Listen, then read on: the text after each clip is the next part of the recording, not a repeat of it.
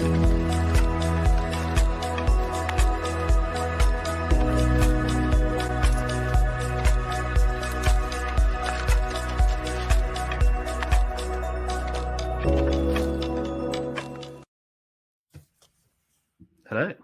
And we're back for another episode on the same trend of propaganda and persuasion and influence. And today we are going to be doing Age of Propaganda by Anthony Pratkanis and Elliot Aronson. So last week we did influence, and that was pretty good, I thought. Or we did the second half of influence. That was a pretty good book. And this is basically building on kind of the same principles, just more in relation to how society uses them on an everyday basis. Actually gonna influence book published.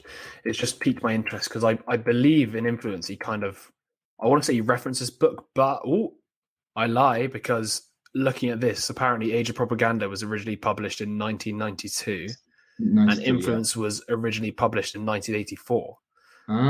Influence is actually a prerequisite.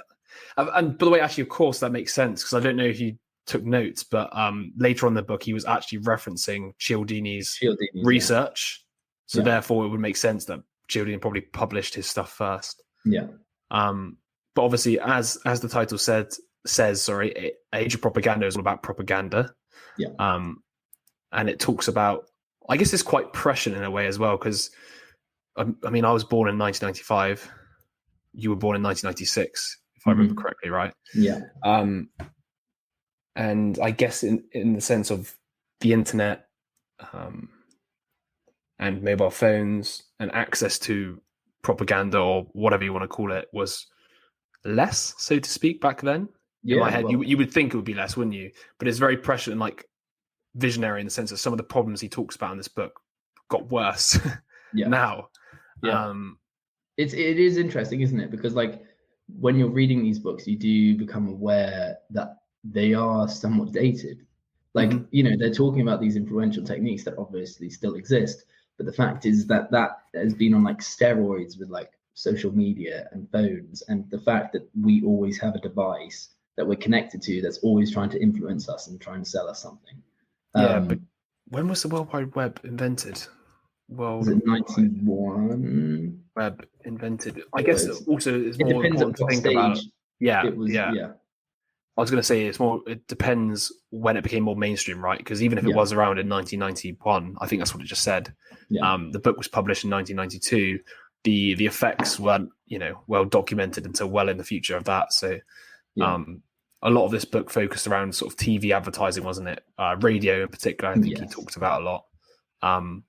But basically, the main point is every time we turn on the radio, television, every time we open a book, a magazine, a newspaper, someone is trying to educate us, convince us to buy a product, or to persuade us to vote for something, or to view a specific event in a specific way. His point being, the aim is always most obvious in advertising, but it applies to to everything. Whether it's politicians trying to get you to vote for them, people want you to believe a specific thing. And it's interesting as well, because he talks as well then that there was like media consultants. And I feel like that sort of industry's only got more, I was not going to say more profitable, but it's only expanded since. And every business now has, an advertising department, a sort of public relations department. And it's like, with more and more research into like how people think and people's psychology and things like that, then that started to, reach, companies, and they've started to implement that. So, these books were written 30 years ago. Yeah.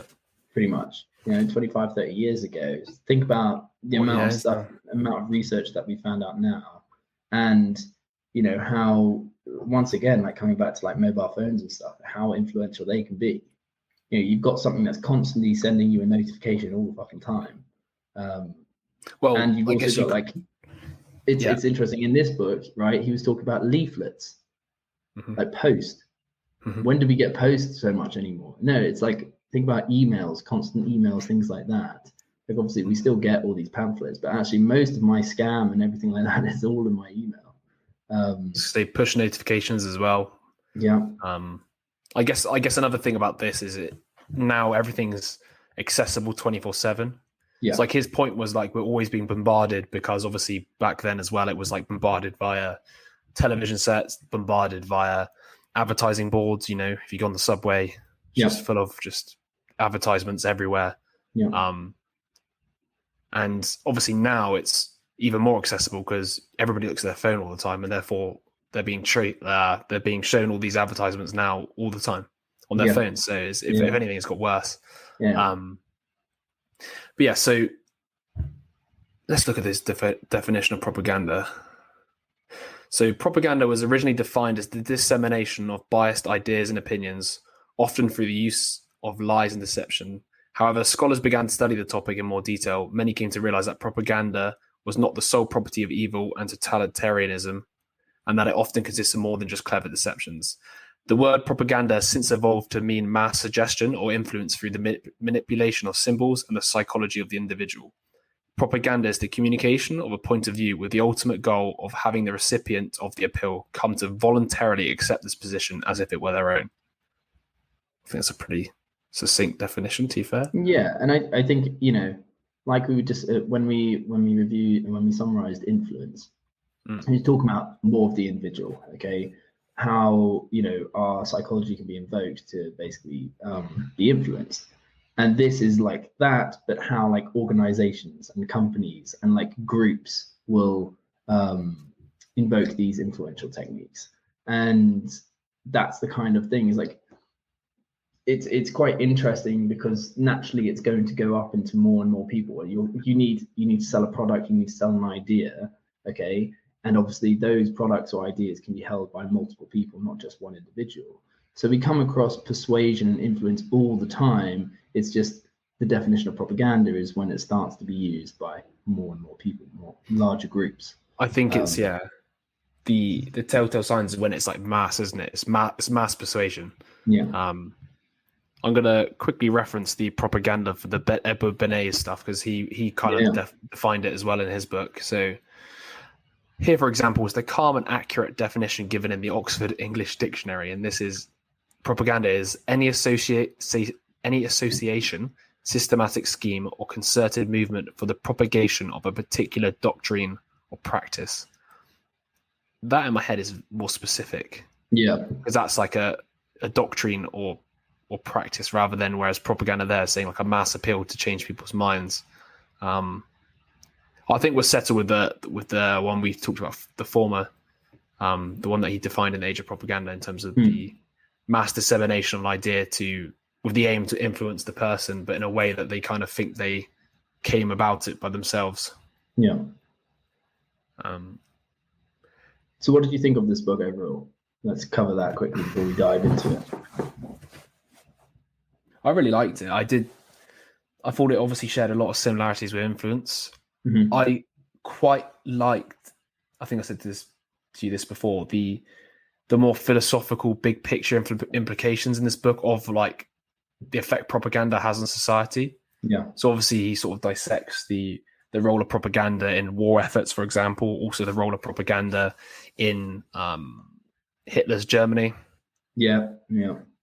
Also talks about the changing use of propaganda in society, and obviously how our society has almost kind of opted to use persuasion as our way of discourse these days. So instead of actually debating ideas, it's more people are being mass persuaded and there's not really debates anymore, if that makes sense. The debates are already being framed and decided before the average person even has an opinion on something, which I thought was quite interesting. Because it was more of like a higher level, criticism of the way the current society is structured, which I thought was cool. Because it obviously does talk about like the techniques, but then it also makes you think a little bit deeper. Yeah. What about yourself? Yeah, I really enjoyed it. I thought the structure was a bit strange for me to get my head around. It wasn't as clearly laid out as I would say influence. But I think what the difference was that they kind of went into a bit more detail, and a bit more of like the psychological detail, I would say, with certain ones, because obviously a lot of, you could draw a lot of parallels with influence, but then there would be like something that influence didn't talk about, which in this one I think they did, and it was just like the bit that was missing. And there was a bit more detail about that. And I do agree with the whole kind of philosophical take. It is like, well, okay, persuasion is persuasion, but where does it fit into us in regard to society? And it makes you think about, how often it is used. If anyone's ever trying to sell anything, it's being used. And he goes on about that in the last chapter of this book. So yeah, I did enjoy it. I thought it was quite clear and concise. So yeah, I thought it was good. Sweet. Yeah, I do know what you mean about the structure of it. There wasn't really clear chapters. If I remember it correctly, it kind of just rolled in. Like there wasn't even like page delineations between chapters. It just kind of just molded it all into one. It was yeah. Anyway, it was overall good book. Would read again. I think it's the second time I read it actually. The very first time was when I was at university. Yeah, I based one of my my so-called dissertation. It wasn't called that. It was like research project on it. Because he talks about the vividness appeals. I don't know if you remember it. The use of vivid language to increase the memorability of an appeal. And I used it as my business research, basically saying that vivid appeals make you more likely to buy. I think it was something like that. But I'll check you out. Yeah. Look at me. Propagandist. Putting it to practice. That's it. So yeah, we'll start with how propaganda works. So in general, we humans seek to conserve our cognitive energy by taking mental shortcuts, as we touched in influence. And we use these mental shortcuts whenever we can, and we attempt to rationalize our thoughts and behavior so they appear reasonable to ourselves and others. Most, if not all, propaganda appeals attempt to take advantage of these two human tendencies. Do you want to add anything to that? No, I was just literally like, it's what we talked about last week. Nearly every one of those influential techniques works when you're conserving cognitive energy, because you don't have to think rationally. You don't have to engage that aspect in that part of your brain. So yeah, propaganda works when those, we're not in that mode. Then I took another note here. I don't know if you got it, about the pre-persuasion is what Aristotle called a technoi. It's a Cicero-framed term status. Pre-persuasion, refers to how the problem is structured and how the decision is framed. By clearly establishing how an issue is defined, a communicator can influence cognitive responses and obtain consent without even appearing to persuade us. What I quite liked about this was this idea that what I was trying to say before about propaganda being used, and democracy and decisions being made for people before they can even have an opinion on it, because people frame the debate in a way that, unless you reframe what you're talking about, is the constraints of what are being decided. So I guess war being a good or bad idea takes off the table many other opportunities of action because you're too busy framing the debate around war or not war, if that makes sense. And I think you can relate it a lot to what was it? Was it rhetoric? The Oxford's my goodness, the very short introduction to rhetoric that we did. And they talked about that and how the first step is basically framing it. Agreeing on a definition. And we were talking about this before this call. With I can't remember what the definition was that we were talking about, but it was the recession, wasn't it?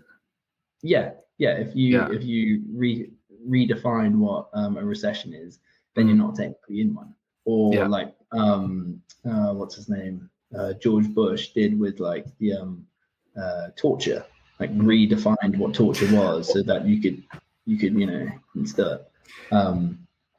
And I think it's basically like you said, that's kind of the first kind of frame, isn't it? It's like you're trying to make a frame of how people see this, so you're trying to define the term. Interestingly as well, I was going to say on the George Bush point, there was somebody said, obviously with this weapons of mass destruction, that's a frame in itself, because once you put that frame out there that they're, was it Saddam Hussein? I think it was, wasn't it? Had weapons of mass destruction. Once you put that frame out there, it becomes almost obligatory to go to war in a sense, because you have to make sure you're defending America from the weapons of mass destruction. So that's another use of persuasion, where you've created a scenario where, you know, the answer or the solution is relatively straightforward and you're going to get a lot of support to it. Whereas if the frame was Saddam Hussein might have weapons of mass destruction, or, you know, something a little less urgent, I guess you could say, people are less likely to want to go to war, right? Yeah. And that's an example of using a frame. It's a way of sort of, providing a situation in a way that sort of makes the solution or the next steps obvious to what you want people to take. Exactly. You're shining a light on what you're trying to say is important. And that's basically a metaphor at the end of the day, isn't it? It's like you're going to use what you were saying earlier on. If you frame something as war, you know, then you're framing it as in a particular light, like us against them. Whereas like if you that was it. That you've actually just reminded me of, I think the point he was making with this as well was there was a frame later on in the book where it was like, if the argument's about guns or no guns, you miss out on the opportunity of like the middle ground where you restrict it in a very smart, but like if it's a bit like the abortion stuff, I guess it's more like it's yes or no instead of like, is there like a middle ground where we can find a solution here? Like if you frame the debate as like guns or no guns, you miss out on all the opportunity to like allow it, but at the same time control it, and come up with like a more well-rounded solution that appeals to many people rather than the blanket yes or no. And that's kind of one of the points he was making. It's you can frame a debate in that sense by just saying, instead of being like, is a yes or no blanket binary debate here, it's more like, is there an option where we can make these both work? And it's very rarely in politics. That's one of his points, was it's very rarely like that nowadays. It's very much this or that. It's very binary. You're good or evil. You're against this or you're for it, rather than like, it's complex. It's you know. Right. Well, should we jump into the roots of persuasion? Yes. I've taken a lot of notes here, and it's essentially just the two different roots of persuasion, which is the peripheral and the central, if you want to elaborate. Basically there's just like two roots, and I was actually taught this, funny enough, like I forgot about it, but actually I was taught this year in one of my lectures. But basically there's like a peripheral route, which means that like while we're not really cognitively engaged, certain things can go in, and so what's the thing that you've got here? A message recipient. In the peripheral route, a message recipient devotes little attention and effort to processing communication. Whereas on the flip side of that, you have the central route, which is when people are actively engaged in a careful and thoughtful consideration of the true merits of the information. So it's basically being like engaged or not at the end of the day.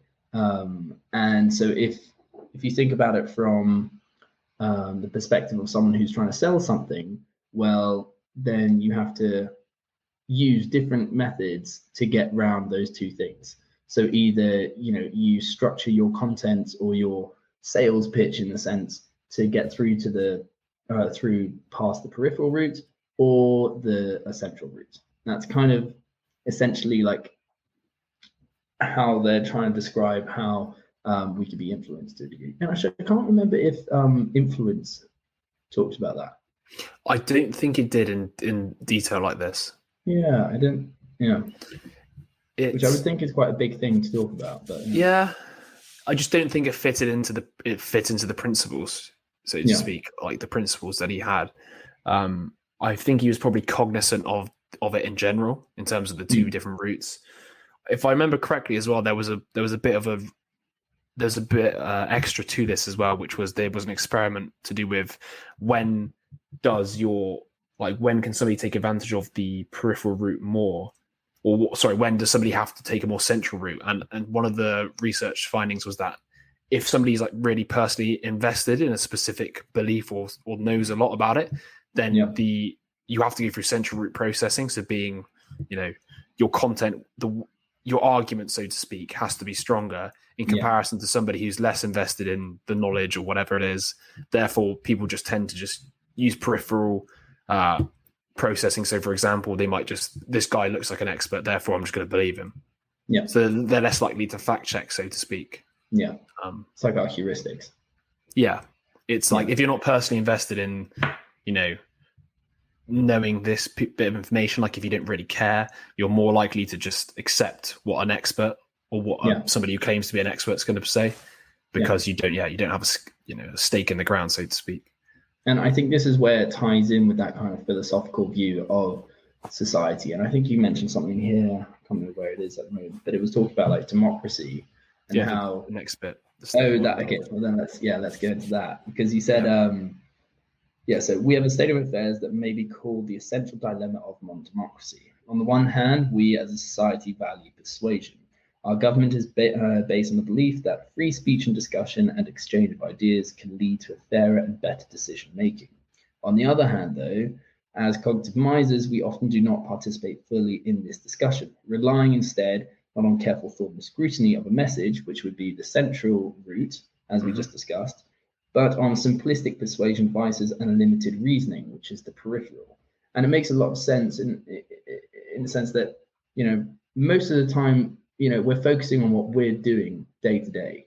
Okay. We have a job and we focus on that, and we're kind of specialized in that area. We can't always think about all the political decisions going on around us. It'd be exhausting. We can't give cognitive energy to every single thing. So we do have to rely on people to have, to have good intentions and make the best decision. Obviously, that doesn't always work out, and it sometimes goes awry, and people take advantage of us using our peripheral route to process things because we don't have any information on it. We're kind of indifferent, or we may be ambivalent, and so they use certain tactics to get past that.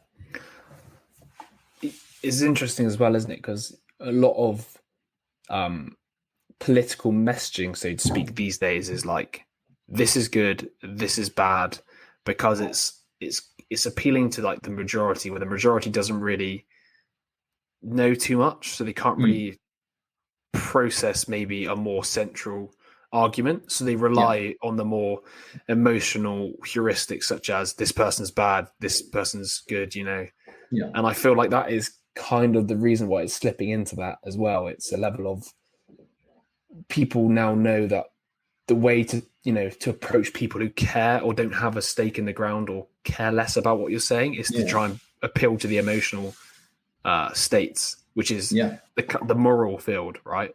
Where there's good guys and bad guys, rather than, I don't know, the more logical, rational field of trying to decide what to do with the country, which requires complex thinking. More than just precisely. He's good, he's bad. Because in an ideal world, you'd probably want to educate the other people so that they could make an informed decision, rather than just wanting them to make a decision, right? Yeah. And I can't remember if it was in this book, I can't remember if it was in the social warming book, or there's another tech book that I read recently. It was like, I can't remember what it was called, but it was talking about how, because there'll be more and more decisions for us to make, we just won't be very informed about it, and so we'll start to hand it off to like AI and things like that. But the issue with that is that we're going to put huge decisions that are going to be affecting the whole country into the hands of AI. On a similar note to what you're saying, I took this note from the Propaganda Edward Bernays. So in theory, every citizen makes up his own mind on public questions and matters of private conduct. In practice, if all men had to study for themselves the abstruse economic, political, and ethical data involved in every question, they would find it impossible to come to a conclusion about anything. So we have voluntarily agreed to let an invisible government sift the data and highlight the outstanding issues, so that our field of choice should be narrowed to practical proportions. But that is a very valid point as well, because, like you said, you can't know everything about all these things, and like we just said, it's a lot more complex than that. So if somebody doesn't have a fundamental grasp of the way, let's just say, markets work or economics works or whatever, how can they be expected to make sound decisions when they vote, if that makes sense? But at the same time, there's the argument then, are we dumbing it down too much to the point where we're not even voting now on sound, logical, future-based, people aren't even pitching solutions anymore. They're just pitching, this guy's a bad person, this guy's a good person, look what he did, it's so bad. That's how I see politics at the moment. It's just it's moral politics. It's Yeah, what's it? There is one. There's a really good bit that he says in this book, in The Age of Propaganda, where it was talking about it's like the spiral, and how exactly what you're saying, that is there an optimal point where we dumb it down a bit so that people aren't overwhelmed with decisions, but also we do try and educate them to a certain degree on especially the ones that make a difference to their lives, and I think weirdly, the people who are dumbing it down have an incentive to dumb it down even more rather than to educate, because it's less work in a sense. You're basically just getting people to make a binary decision, yes or no, because you're putting it forward as a binary decision. If people start to see that there's actually a lot more complexity and that there is a lot more, the gray area, then, like you said, it's like, then it's harder to make a decision. So it kind of drives it. If you start dumbing it down for everyone, well, then they're expecting it to be dumbed down. Yeah. I can't remember where it is in here, which is quite annoying. But I might have taken a note similar to that later on, so we might end up getting back onto that topic. But if not, it is interesting. It also makes sense that it would spiral like that, because, like you said, once you dumb it down, you have to keep dumbing it down. And people come, I don't know. I also feel like people do, like you said, people who don't, like we said, sorry, if you don't need the central processing route, you go the peripheral one. And one of the easiest things for people to understand is like social transgressions or like good, bad.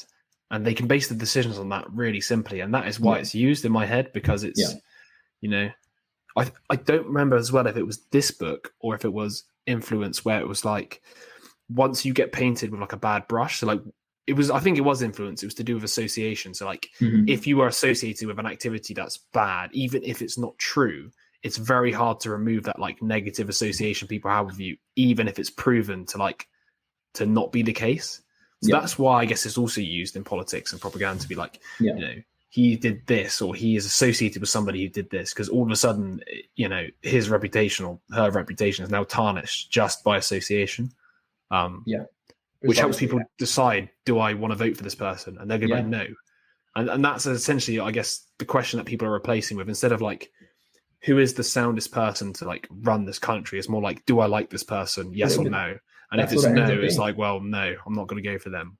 Yeah. And it's another like issue with the government, in a sense, is that the irony of it is that they should be wanting to educate their people, right? But then, ironically, that puts them out of the job, because if people can take on more responsibility and make their own decisions, then they're not needed as such. So that's kind of it's this weird dilemma. And so, at the end of the day, we're all individuals, and we can all be inherently selfish. So realistically, you'd be incentivized to not try and do that, because you're putting yourself out of the job to a degree. Obviously, it's very abstract, but it's a bit of a dilemma there, I guess. It is interesting with the conflicts, I guess, of interest, so to speak. It does definitely, like, once again, it's if this stuff works, why wouldn't you use it? And that's kind of why it gets repeated and reused, and stuff evolves like a spiral, like you said, because people like to do what works, I guess, because it's practical. Like, as a politician, you want to do what gets you back in charge, because why wouldn't you want to? Like, the whole point of your existence is to try and be in power. So therefore, you're going to use what works, and unfortunately, what works is what's more primal, I guess, so to speak, or like, less rational, more emotional. It is primal. And the thing is that I think the issue stems from, influence is always going to happen. Persuasion is always going to happen. Whenever there's literally like an interaction of an exchange of ideas and a decision needs to be made, there's going to be persuasion to a degree. But I think for a societal level, you have to ask the question, it's like, well, what is the ultimate goal at the end of the day? It's like, what are you using it for? And I think that's where, like, once again, it comes down to like values and things like that. As in, if you don't have an overarching goal or a long-term goal, then everything is kind of immediate and impulsive. and the persuasion techniques are basically just used for profit, or well, yeah, there has to be some kind of used for the goal of profit, I guess, so to speak. Like a bit like what I was saying to you before this about. I do, by the way. I think we should actually. I did say we should do the propaganda and Bernays. I think we should. You can read it within, a week. It's really short. It's like 100 pages. But like I was saying to you before about this, one of the questions that Bernays used to think of himself, or sort of ask himself, was how would I manage? So first of all, was like, how would I sell this product? Is like, who influences the people who buy this product in the subsector of the product I'm thinking of. So for example, with food, is like, who influences people's choices of food? And he realized it was nutritionists, for example, back then. And he was like, right, well, in that case, to sell more food, we need to convince people to promote. I think it was bacon in this case. Let me just try and grab the notes, because it was quite interesting. Where is it? There we go. It makes sense. If you can influence the influencers. Yeah. No, that's it. But it's like each different market and each different product has its own like subset of people who influence people's decisions. So back then, I would actually assume in fact, that was it. It wasn't even it wasn't even nutritionists then, because that didn't exist. It was because this book was written in 1920 or something, like just post World War I. So this is old. It was physicians, so like obviously a doctor. So it was the newer salesmanship is understanding the group structure of society and the principles of mass psychology. So you would first ask, who is it that influences the eating habits of the public? The answer is obviously the physicians. The new salesman would then suggest to physicians to say publicly that it's wholesome to eat bacon. He knows as a mathematical certainty that a large number of persons will follow the advice of their doctors, because he understands that the psychological relation of dependence of men upon their physicians. It's pretty scary stuff, isn't it? It is. No, this is, like you said, in 1920. And he understood the role of what is the word? I thought it's like using the symbol or the symbolism of like science and rigor and truth to sell something, because that's essentially what it is. It's using a physician who like symbolizes, care for patient, truth, science, because that's what the whole point of training to be a physician is like, you are the pinnacle of society in terms of like technological progress or medical progress. So it's using the symbol of that to promote something which is like, it wasn't known then that it was bad for you, but at the same time, it's like there was no proof behind it being good for you. So it's just like using that like image to just convince people. And I'm convinced now that it's used all the time, and I can't unsee it. And it really makes it, once you start thinking about it, it really makes you like sort of distrust most things, because a lot of things are promoted without the long-term effects being known, right? And that's why it's so interesting, because most of the time we are in our peripheral route. So we are engaging these heuristics.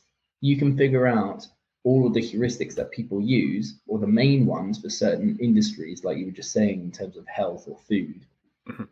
And you can convince them, or you can change that, change that heuristic, then you're going to get your idea across. You're going to sell your idea.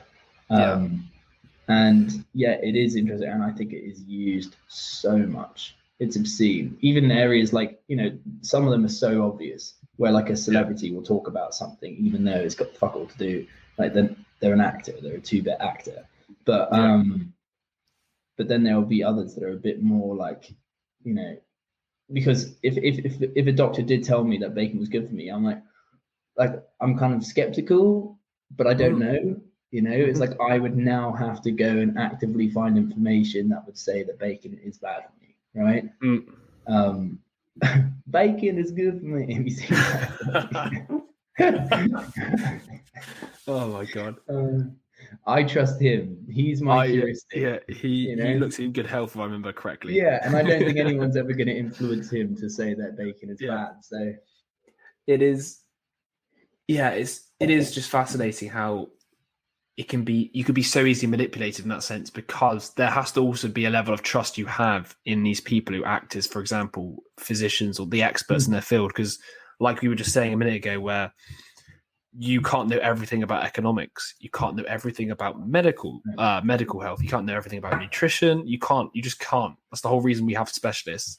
Therefore, there has to be a level of trust we place in these people when they give advice. Yeah. But what's happening is they're essentially being paid off / they are, or some, not all, right? But like, I guess also there's a level of like shoddy science that goes into it where it's like they do like a non-controlled experiment and then they got some like data to finally back up why they're saying it or saying something that's healthy or whatever. And they just use it and they're like, oh, look, 90% of people who ate bacon didn't die in 2 years or whatever, or didn't have any problems. And, and then it's misused or misrepresented, and then it becomes like a truth. And in fact, we'll get onto that later because there's a bit on the factoids. I don't know if you remember that part of the book where it's stuff's disseminated, which is kind of like, it's not really true, is it? And then it becomes a fact, and they call it a factoid because it's like an untruth that's been learned by the general populace, so it becomes true. But anyway, let's move on, mate, because I do realize there is still so many notes. So the rationalising animal here. I think I don't even know why I took this note, to be honest, because it's stuff we've always talked about, which is when our self-esteem has been threatened by our own past behaviour, we all have a powerful tendency to become rationalising animals. We humans like to think of ourselves as rational animals. However, it is more true that we are rationalising animals and that we attempt to appear reasonable to ourselves and to others. Yeah. And I can't remember the reason why I highlighted that, apart from just to reevaluate the fact that we're rationalising animals, not rational. I thought it was quite cool. I think it's the idea that, like, after we, and you're about to say it here with the cognitive dissonance, but like when we behave in a certain way, we want our beliefs to match up with how we behave. Okay, So we rationalise ourselves. It's not that we are, and we can rationalise ourselves pretty much out of anything. Yes. So rational doesn't necessarily mean that, like, you've come to the conclusion what is good and what is bad. It can be used as a tool to basically make ourselves have less psychological tension and feel at ease with our past behavior. And then you talk about cognitive dissonance anyway, which literally is the discrepancy between our actions and our beliefs. Yeah. And we don't like having a discrepancy, and so we like them to, join. So we change our beliefs. We change our rationalizations to match what, Yeah. That's interesting. Yeah, because I've got here. So psychologists have reported that the people who are least likely to believe in the dangers of smoking are those who tried to quit and failed. They have become more committed to smoking. So by reducing dissonance, a person defends the ego and retains a positive self-image. But self-justification can reach starting extremes. People will ignore the danger in order to avoid dissonance, even when that ignorance can cause deaths of loved ones. This is similar in scope to the what's the word? Not clan. The cult, sorry, we're going to talk about later. Yeah. This cognitive dissonance plays heavily on people in cults where they can't reconcile the fact that they've given up so much to join. Like, if you've joined a cult, you're probably being berated by friends and family for being like, dumb, or like, why would you like do this with your life? So you resist so heavily to the point where, like, you can't even face the truth that you could be wrong, and therefore everybody else is so wrong, because otherwise you have to live with the pain that everything you believe to be fundamentally true is not true. And what do we have here? So, how propagandists use cognitive dissonance. The reduction of dissonance is a part of everyday life. This is used to advantage by propagandists in what we call the rationalization trap. The trap goes like this. First, the propagandist intentionally arouses feelings of dissonance by threatening self-esteem. For example, by making the person feel guilty about something, or by arousing feelings of shame or inadequacy, or by making the person look like a hypocrite or someone who does not honor his or her word. Next, the propagandist offers one solution, one way of reducing this dissonance by complying with whatever request the propagandist has in mind. The way to reduce that guilt, eliminate that shame, honor that commitment, and restore your feelings of adequacy is to give it to charity, to buy that car, or to vote for the leader. And what do we? And it makes a lot of sense, because it's kind of one of, like, you present a problem and then you provide the solution, right?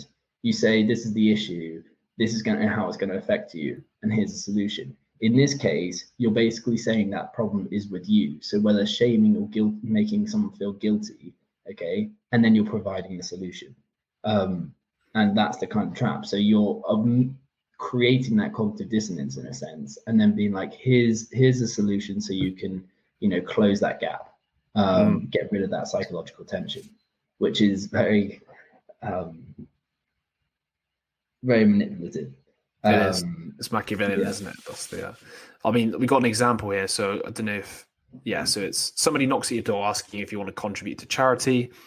If you don't want to contribute, you probably wouldn't find it too difficult to come up with a reason, such as you don't have the money. But suppose that after delivering a standard plea for a donation, the fundraiser adds one simple phrase, even a penny will help. There goes your easy excuse of not having enough money. Refusing to donate after hearing the statement would undoubtedly stir up some dissonance by challenging your self-concept. After all, what kind of person is it who is mean or stingy enough to not come up with a penny? So your previous justifications would no longer apply. The rationalization trap is set. And the request threatens your self-esteem, and there is only one way to reduce this negative feeling, and that's giving the money. I thought, it's a quite a good example, to be fair. It's pretty, like, you can imagine yourself in that situation, donating, because it's pretty, Yeah, and I like, how many times have you been approached on the street by someone? Yeah. And it's like, even now, it's like charities will have cards, card machines. Oh, really? Because like my excuse would be like, oh no, sorry, I don't have any cash. And I'm like, don't worry, like, you can give a pound or two. That's like the ultimate, because your excuse, and then you can't be like, but I'm also in a rush. It just Didn't we speak about this before as well with the double rejection? People feel really guilty if they say no too many times. So if you make if you were like, I'm in a rush, like, but it'll take 2 seconds, and then you're like, I can't say anything. I can't be the third no. Because that's what was happening in that's what he was saying in Influence, wasn't it? It's like, if they make themselves out like they've conceded and they've incurred a cost, then you feel guilty that you haven't incurred one either, so you're more likely to follow through with the next offer. I guess a level of, like, it does hit your self-esteem unless you're somebody who, like, perennially says no, and like you almost, it's almost like a value of yourself, or like you hold yourself in high regard because you're a guy who just says no to everything. Most people are going to be like, well, I'm a reasonable person, I can't say no like 5 times to this person, so and then like, I guess even an even bigger example of that, like you've got here, is basically war propaganda. And we're kind of seeing this with Ukraine and Russia at the moment, aren't we? Whereby, if you're somewhat patriotic and you like your country, then you're going to have an impression of your country, which is like, we're fair, we are a decent country, we're reasonable. So obviously we don't think of ourselves as like just going into another country and blowing it up. There's got to be a reason for that. We've got to justify and rationalize our behavior. And then you start to, take on all these other like rationalizations, such as you dehumanize the other person, or, you make it seem necessary, or like you're under threat, or there's a fear, or all these different like tactics that you can engage in to basically rationalize why your country is at war. There's plenty of reasons why we shouldn't be at war, and then there are some reasons why we may be at war. So but once again, it's like closing that gap. It's like, I'm English and I think that we stand for democracy, but a lot of the time we don't actually follow that through. And so you rationalize it. Of course. And like you're saying with the war stuff, it's this like self-esteem contradiction. Like, we're not a country, I guess. You don't see yourself as somebody who likes to inflict pain on other people, but if these people are evil and doing atrocities, so to speak, like all the war crimes we've been told that Russia are doing, it's very easy to then be like, violence is justified. Like, I'm not somebody who hurts people, but in cases like this, they need to be, eradicated or attacked because of the fact that they're evil, right? And there is a note I didn't include because it was later on in the book and I couldn't find a way to include it. But it was, remember I sent you the book about the propaganda in World War One? And it was this, so like, the most striking aspect of British and American propaganda in World War I was the atrocity story. Reports of alleged cruelty performed by the enemy on innocent civilians or captured soldiers. The purpose of such tales was to stiffen the resolve to fight, brackets, we can't let this cruel monster win, and to convince the citizens of the morality of the war. For example, rumors circulated that Germans boiled the corpses of enemy soldiers to make soap, and that they mistreated the citizens of occupied Belgium. Although some of these atrocity stories contained a grain of truth, some were greatly exaggerated and others were pure fiction. Yeah. And that's just interesting in itself, because you're almost seeing it played out again in this day and age, where I'm not saying Russia weren't doing war crimes, but I'm saying it's fascinating that that's what the media brings to the attention in the sole purpose of convincing people that this war is just. Bearing in mind, we're technically not even in a war, are we? We specifically. No, we're not. No, but it's now trying to build up the rationalization for why, if we ever were needed to, why it's necessary. Yeah. No, it's at the moment, realistically, I don't know much about Russia. I don't know that much about Ukraine. I don't know much about their relationship. I've looked into it since this whole issue has arisen, but I'm probably working my peripheral route right now. And then suddenly I get notifications from BBC and all of this lot basically saying this is what has happened, But funnily enough, you hear so many different versions of the same story. It's like Putin has cancer, wants to go out with a bang. Putin's an expansionist. Putin loves the Soviet Union and wants to reignite it. Like there's literally like so many different versions, and the fact that there are so many different versions goes a long way to show how that all of that impacts your opinion of that person. Every single one is framing him in a bad light, which I'm not saying he has a good light, but it's very effective in constantly talking about war crimes and all these kinds of things. You've just pretty much highlighted one of the most important points of this propaganda stuff, which is you just said, I didn't know much about it. Okay, that is the same as the majority of people in this country who did not know anything about the conflict until recently. But where are they getting their information from? That is going to inform their worldview, right? So, if they're just seeing it from the mainstream media, all they're going to be seeing is the war crimes. Also, once again, it sounds like you've been watching different or looking at different sources, because it sounds like you've got if you've got a general, not distorted, but a multi-view of all these different things. It sounds to me like you're looking at different sources, not just one, right? Whereas I feel like if you're watching just BBC, they're going to give you the same narrative relatively again and again. Sorry. But the point being here, this is exactly where propaganda works its best, when people don't know what's going on. But this is also where the half-truths and fake propaganda comes in, because when people don't know, they're looking for answers, looking for explanations, right? You're curious. And people are very happy to come in and give these explanations. And some of it can be the classic psyop. It could be Russian propaganda, realistically. Yeah. Genuinely, you just don't know. And the problem with it is, I think people do take these stories, these opinions as relatively gospel. And I think the reason why they work so effectively as well is they kind of fit into their current worldview. So if you believe there's a conspiracy, or if you're more likely to believe in conspiracy, you're more likely to believe that there's a top down approach to convince the world of something specific. But it's just fascinating watch it all repeat itself. And I guess when you have to inform the general public, this is part of back to the state of modern democracy. Do you tell them all the information? So the dilemma is, do you tell them exactly what happened to the build-up of this Ukraine conflict? Do you tell them everything that was said, everything that was known within the MI6 or whatever, all the secret services? Or do you just give them the classic good and evil narrative, because that's more likely to go down and be understood, but also understood in a way that if you need to use the people for a war, they're more likely to be on your side. And I guess that's why they do it in a weird way. I just speaking about this now makes me really want to read that book you recommended, Why Politicians Lie, or Why Leaders Lie. Because that, if I think about it, that is quite a dilemma to have. It's you've got to, safeguard the country. So do you tell them this really complex scenario where, there's multiple actors who aren't good or evil, because that's basically the scope we live in. It is it's never blanket this or that. I mean, some things are more evil than some things are more good.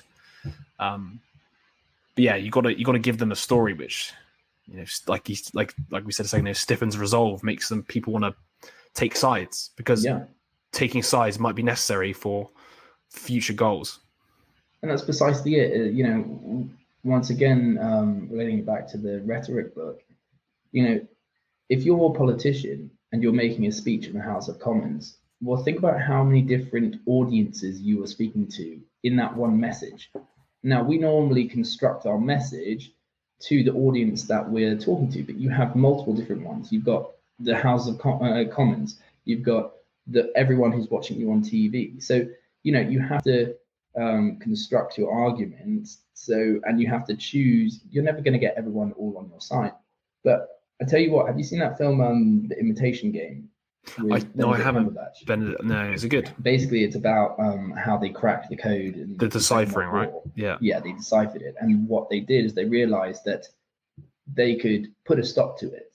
But if they did that, then the Germans would figure out that they've cracked the code, and so they had this dilemma where there was this ship that was going to get bombed, and they knew it was going to get bombed. But if they intervened, then they would lose their progress of cracking the code, right? Because then the Germans would be like, oh, they know, they must have known, we're going to change the code, right? And it had taken them years to be able to crack the code.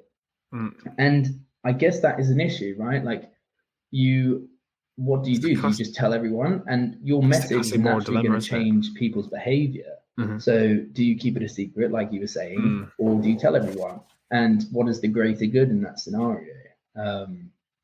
It's difficult, and I don't think there is like, you know, an easy answer. But once again, it's not a binary situation. It's not like this is right and that's wrong. There's always way more complexity, and he talks about that in, I think, the last chapter of this book. Sometimes lying is justified, sometimes it's not, and there's consequences to both. You know, lying and telling the truth. I think he talks about the scale of lies, like the difference between sort of like little white lies in comparison to grand scale lies. But it is interesting because you're right, there is like that massive grey area where it's like you could say something along the lines of, you know, if they figured out that we cracked the code, millions more lives would be lost in the future for the sacrifice of the boat, but you're still sacrificing lives knowingly.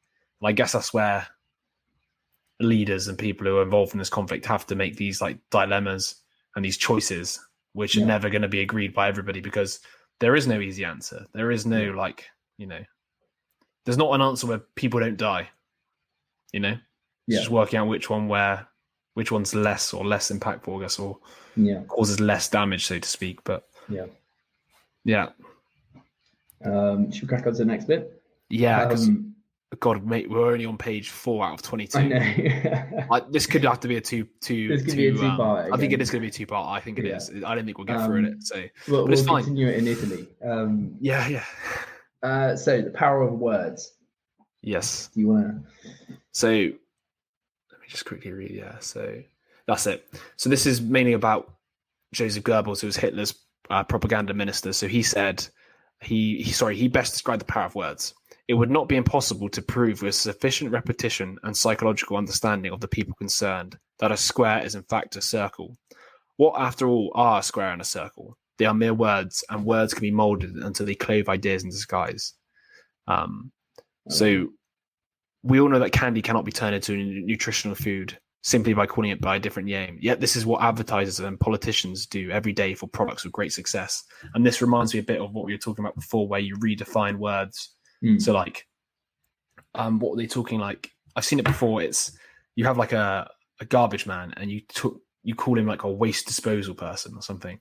Basically, you change the words to redefine the thing, or to remove the negative connotations associated with the thing. So you would remove torture to like information extraction. Salesman to the classic, which is used now every day, is business development. I think business development executive. But it's these things where like the use of words. So Goebbels was more talking about the idea that you could redefine things by just repeating to people, which is also true. Like repeating a word in a different context, eventually you change the meaning of it. I mean, you could argue that happens all the time with English words, such as the word peak. Yeah, exactly. I was going to say the word sick, like that's sick, because if you took it literally, it doesn't mean anything the way it's used. But because it's used and repeated in a way that people can understand, eventually it becomes the new meaning, to the point where now you only use it one way and not the other. It's interesting because you start with a word that is specific to a context, right? and then you take that word and you apply it to a different context. Now, at first, it might seem strange because that context is less frequent than the original context. But over time, if that context grows more and it envelops the other one, then that's the new context for that word. You get what I mean? Yeah. So as in, like, if everyone went around saying peak all the time, and we know that a peak is like a top, but it can also mean, oh, that's peak, you know, like that's shit. Then it's interesting because if that was the only time that people ended up using that word, then peak would just literally only mean, well, that's shit. Mm-hmm. You know, and it's like. But I was going to say, I don't think it would take too much effort to renegotiate the word with people if you kept using it in a way that meant it was positive. Because peak, obviously, top of the mountain. So like, oh, that's peak. I was like, oh, that's top. You know, eventually, if you said it enough times in that context, I reckon you could change the meaning culturally. Again, once again, like the point being, it's repetition. Like if it's repeated enough times in a specific way, people come to understand what it means in that way, right? So that was kind of his point with this idea of words. And then what I quite liked later on, I got this note about using words for like glittering generalities. So like they talk about politicians use words such as a kindlier, gentler America. Let's make America great again. The best that money can buy. These are all like general, like the words aren't really concrete or specific. They're just enough to let people's imaginations take hold.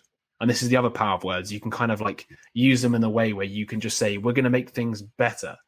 And you don't say how you're going to make things better because not like maybe you don't have a plan behind doing it, but maybe because it's really complicated to make things better in a specific way. But by saying that, everybody listens and everybody then imagines what's better to themselves. So when you're like, we're going to make, you know, the UK better, it's like, okay, well, what's better to me? Better to me is this specific area because this is what I don't like about the UK right now, right? For example, but somebody else have a different view of what that is. So the use of these like generalities or glittering generalities, they're like, they say just enough to get people sort of imagining what this thing is, and then they bring it, like you said, bring it to themselves and they make it their own.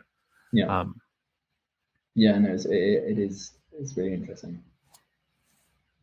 And then you've got here, so the next part is using labels effectively. I think we've talked about labels loads, haven't we, in a sense? But, we were kind of just talking about it then, really, because essentially a label is just a word. It's just, a word being attached to something specific. Yeah, because there are associations to whatever label that is. Like if you're a Trump supporter, fucking hell, how many things does that conjure up, right? Like, and they use that for so much. You know, anything bad, it's like you're a Trump supporter. Yeah. Because then it's like, oh, you've got all these other negative associations to you as well.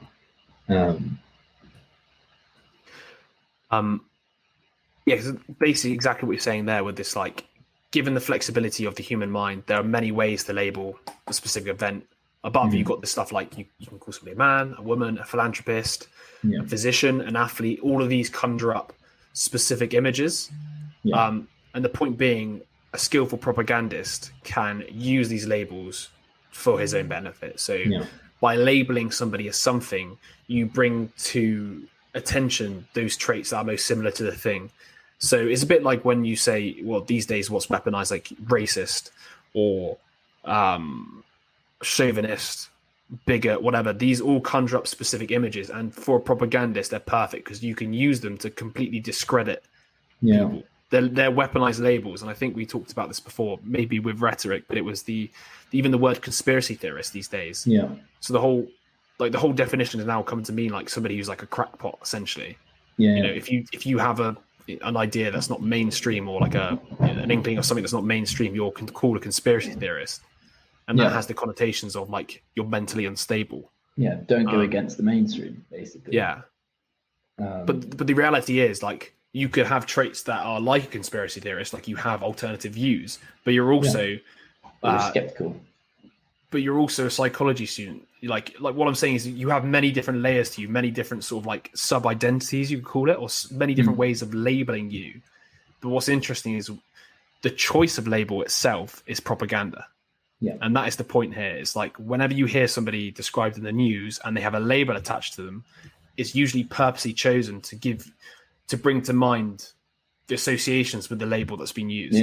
So like, you know, calling somebody a Trump supporter is a way of trying to basically say they're like super right wing, probably racist, stupid.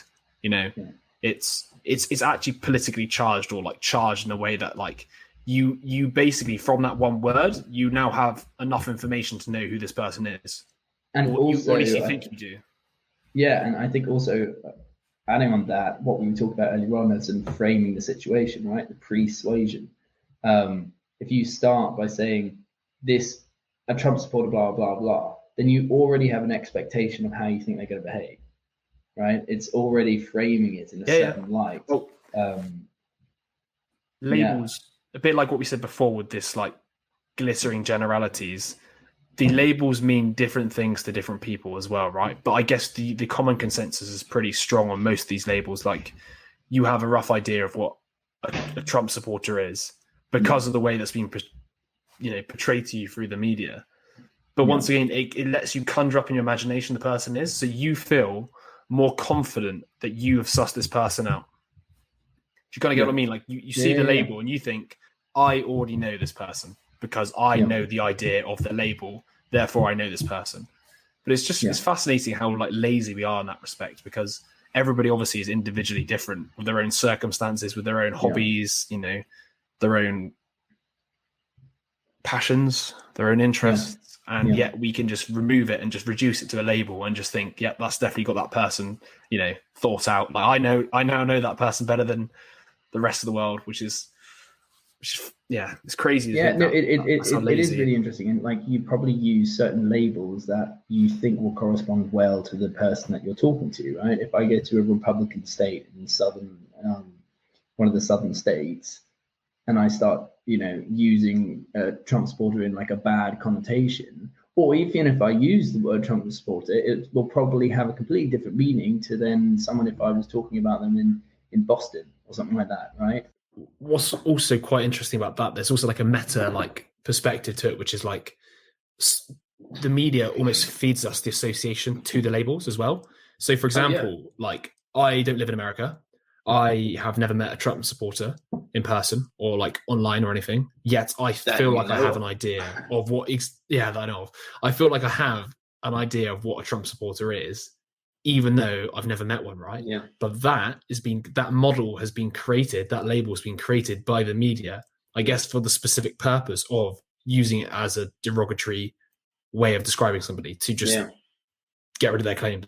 Yeah. So like, they paint a picture of a person and then assign a label to it to then reuse that label in the future to, guide people's perceptions of the person. I just find it fascinating because they're like inventing a stereotype that doesn't actually exist, and in a way, because you wouldn't want to be perceived as that kind of stereotype, you don't engage in that kind of behavior. Maybe another way of thinking of it could be as well, they extremify, they take a stereotype to the extreme and then make it the blanket follower. For example, they exaggerate the negative traits and then make it out as if that's the standard person. Yeah. Like, everybody's like that, right? It's like, taking the worst case and then just saying, the general Trump supporter is the worst case. Kind of thing. Do you get what I mean? That's almost how it's used, I feel, at least. Because in my head, I assume there's, or maybe I'm completely wrong. Maybe this person does exist, or the stereotype does exist, and they're all exactly like that. And I'm the one here who has no fucking clue. And it's highly possible. It's highly possible. But the point being here, once again, is me and you have been informed of these models, these labels, through media propaganda. Yeah. And we sit here now discussing a topic of which we are literally being informed by the thing we're talking about now, which is exactly. We're going off what we've been told rather than what we've experienced, because we haven't experienced it. So therefore, we have to have this information to tell us what it is that the Trump supporter is like, because we've never experienced it in person, for example. Yeah. All right. So should we jump on to the next bit? Yeah. Well, this looks things links. So it's how television influences our worldview. So this I thought was particularly interesting, and this was there's a very close relationship between people's perceptions on crime and the amount of like television criminology they work, like the also the amount of like crimes they watch on TV. So they point out, so this is Craig Haney and John Mazzarotti point out that the crime shows dispense remarkably consistent images of both police and criminals. For example, they found that television policemen are amazingly effective, solving almost every crime, and are absolutely infallible in one regard. The wrong person is never in jail at the end of the show. And I thought that was absolutely fascinating, because it does, whether or not we like to believe it or not, what we see in terms of on crime shows and the way criminals are portrayed is what we believe real life criminals and real life police work is like. And it does remind me, because obviously we have a friend who's in the police, and I remember when I was at birthday drinks speaking to a load of other policemen, and what they were saying is what they like to do is watch other like dramatized police things and just think, how much bullshit is this? But yeah, it's once again another example. It just completely changed our perception of the world. I think back to what we were saying just a second ago, when you have no models in your head, because you've never, unless you've been somebody who's been put in jail, been around criminals, been around the police, you don't really have a model of how it all works. So how do you create this model? You create it by information that's given to you. So if the media portrays things in a specific way, you then create the models in your head as the media portrays them. So this like, infallibility of the police and how they always catch the bad guy, or back to the point there, which was like, they always put the right person in jail, which is obviously, as we know, in the real life, some people can be, wrongly prosecuted, for example. No, but it is so interesting because it acts as our anchor, even if it's not true. And even if we know it's not true, because if we don't have anything to compare it to, then it's still our anchor at the end of the day. And it's interesting. Like, you'll watch like a martial arts fight in a film, okay, or a fight in a film. And have you seen those YouTube videos where there's like an expert and they break down the scene and they how like legit it is? I was watching one of this woman last week or something that was about Taekwondo. I think she's like a Taekwondo world champion 8 times running or something like that. Something fucking ridiculous. Anyway, she was just breaking down certain fights, and she was like, nope, you'd never do that. You'd never do that. That's wrong. That's wrong. But obviously we don't know that. I don't do martial arts. So that is still your anchor at the end of the day. And I think that's something that is like, if it's bombarded to you all the time, even if you know that it's not true, it's still the only thing. It could still act as your only anchor. Yeah, it's in my head. It's the only information that's helped you build the initial model. Like, if you think of your like beliefs and your like perceptions of the way the world works as like models, then it's the only information you've ever taken in like visually that informs the model of that specific thing that you're like looking at, right? And I think they made another interesting point here as well on the back onto the sort of crime stuff. It's in television dramas as well. The villain or the criminal is always like greedy, evil. Basically, a lot of their motivations are like individual, so to speak, and they ignore the fact that a lot of criminals are based upon their situation. So, for example, being in poverty or unemployed. And I find it fascinating because the other point was as well afterwards is there's been data to suggest that, if people who are on a jury literally get all their sort of criminal information, so to speak, from the television, they're more likely to take a really hard line on criminals, thinking that, they're evil rather than trying to understand the social context of it. And I do find it fascinating because when I do reflect, like now thinking about it, these are very similar models to what I built up from watching, TV movies, that, criminals are bad guys. But then the reality of it a lot of the time is they don't have a choice. Or not that they don't, we all have choices, so to speak, but it's just a lot more complicated than mastermind plot. It's not as like simple as, and like I think your next point says here, mass media can set agendas or like, show how a narrative, like tell the narrative. And it kind of links to the whole like myth of evil in Roy Baumeister's book. It's not that simple. There's always a lot more complexity, but it's been made out to be really simple. And it's like, this person wants money. He's evil. He's going to do anything to get that. It's like, well, no. It's like, it's There's normally a lot more behind that. Yeah, I wonder then if this like mass media sort of like not just news, but more the mass media, in terms of like films and television shows, and like the fact that a lot of them are basically built upon this classic, good evil drama, like moral dilemmas, just most of them are based on like morality. Let's just say at its core, yeah. It's like a good guy takes on a bad guy. And I wonder how that actually then you're right, like influences us in our whole life. So everything has to be about good and evil, rather than there's that like sort of grey line between what is good and what is evil, because it's not so easy to discern. Because you don't. Yeah. The problem is, I guess in movies you get to see people's moves, so you get to watch the bad guy be bad, but you meet people in your life where you get to see them in one occasion, and maybe they do something that's a bit, I was just say a bit evil, but just something wrong. Let's just say something you don't agree with, but then you've never seen them more than once, and this could be in a situation where they were like high pressure, they were really stressed, and you make these snap judgments without realizing that there's just way more to it. But once again, it's the same issue as just like the idea of like we just simplify everything down to just and we have to a degree, but then we should take that into consideration when making decisions. And it's interesting because like I watched this film, I can't remember, something Castle with Robert Redford, and where he goes to this like prison for like soldiers or something, and he said a good point, and it was like, you're a soldier or you're a good man for 95% of your life or 98% of your life, and then you made a decision which 2% you're a criminal, and now that's just how you're labelled. And it is an interesting point. Obviously, that doesn't denegate what they actually did, but denigrate.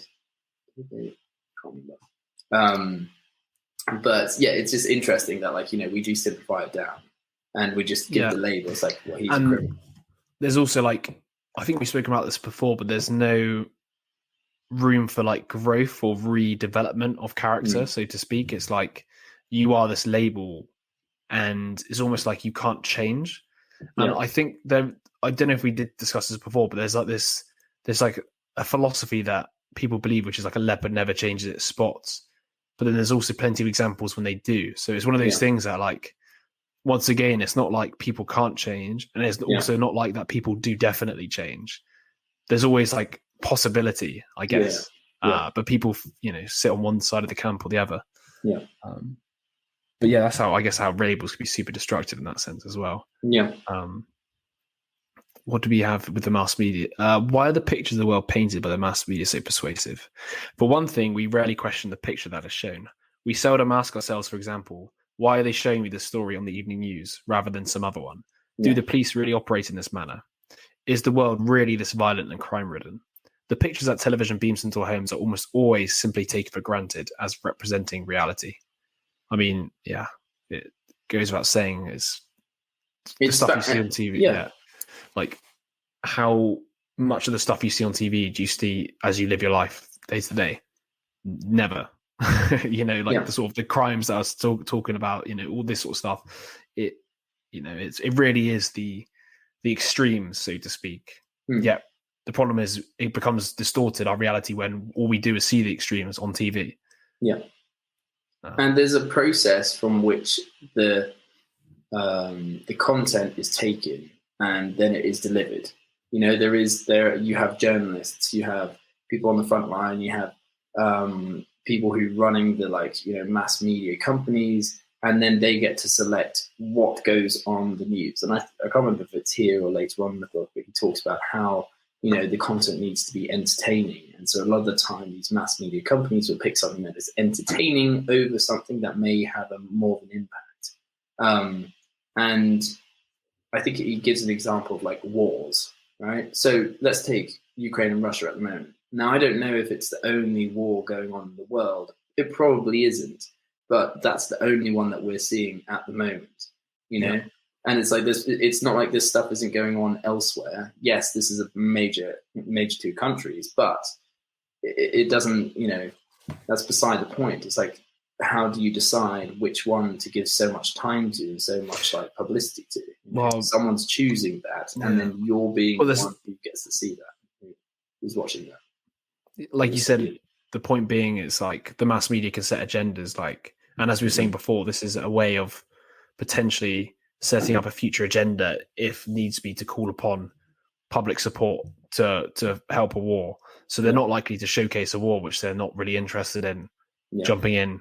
Whereas this is obviously something that in the future could possibly, they might need to, you know, leverage the country, so to speak, to help them fight it. So they kind of like, you know, publicize it a lot. Once again, like we said, publicizing the war crimes, etc.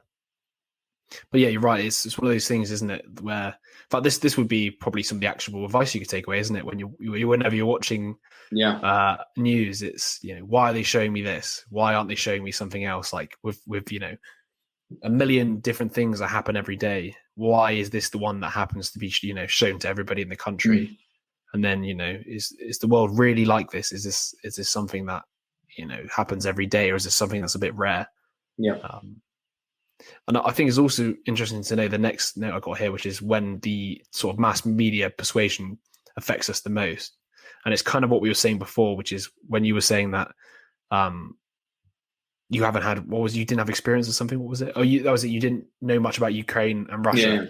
And obviously then your models of the whole situation get built up upon the information that you get given, right? And the point here is the people are most susceptible to the media persuasion, so to speak, are the people who have less first-hand experience of the things. So, for example, if you're somebody who's never experienced crime or the police, you're more likely to build your models up from the mass media because you don't have any contradicting evidence. Whereas if you've got first-hand experience of something and then you get the mass media information, you might be able to discern that, oh, hang on a second, that's nothing like what I experienced. Therefore, it's not lying. Therefore, it's like a different perspective. You have, like, I guess a grounding, or like maybe an antidote to the persuasion or the model building that's going on. Well, you have something to compare it to. Yeah.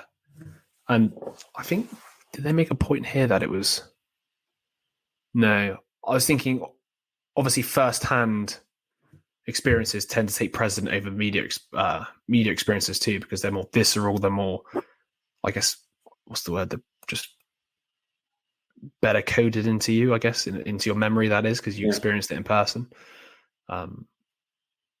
It's I just find it really interesting because there is so many things that we probably take for granted that we now know, which we didn't know before, but only were informed through the media, which would be giving a distorted reality on it.